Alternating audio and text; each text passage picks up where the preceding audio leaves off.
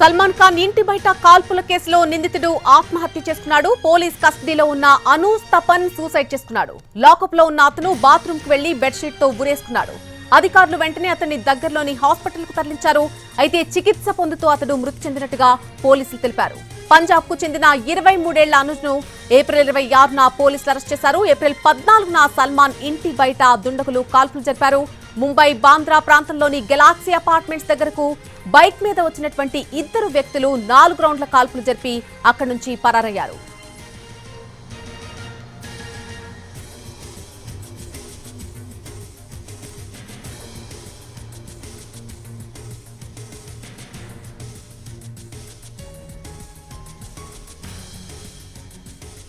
సల్మాన్ ఖాన్ ఇంటి బయట కాల్పుల కేసులో ఉన్నటువంటి నిందితుడు ఆత్మహత్య చేసుకున్నాడు. పోలీస్ కస్టడీలో ఉన్న అనూజ్ తపన్ సూసైడ్ చేసుకుని చనిపోయాడు.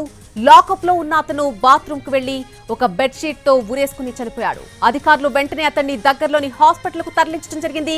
అయితే చికిత్స పొందుతూ అతడు చనిపోయినట్టుగా పోలీసులు తెలిపారు. పంజాబ్ కు చెందిన 23 ఏళ్ల అనుజ్ ను ఏప్రిల్ 26న పోలీసులు అరెస్టు చేయడం జరిగింది. ఏప్రిల్ 14న సల్మాన్ ఇంటి బయట దుండగులు కాల్పులు జరిపారు.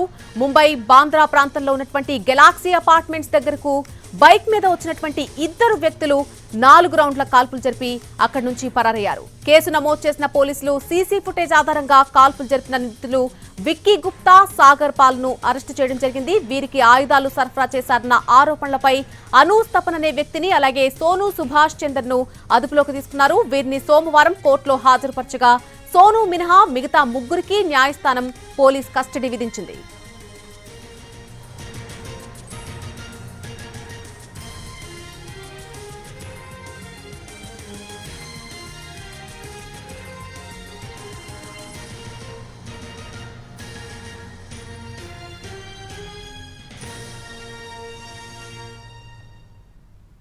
సల్మాన్ ఖాన్ ఇంటి బయట కాల్పుల కేసులో నిందితుడు ఆత్మహత్య చేసుకున్నాడు. పోలీస్ కస్టడీలో ఉన్న అనూజ్ తపన్ అనే వ్యక్తి సూసైడ్ చేసుకున్నాడు.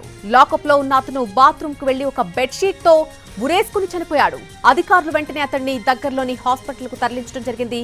అయితే చికిత్స పొందుతూ అతడు మృతి చెందినట్లుగా పోలీసులు తెలిపారు. పంజాబ్ కు చెందిన ఈ 23 ఏళ్ల అనూజ్ ను ఏప్రిల్ 26న పోలీసులు అరెస్టు చేయడం జరిగింది.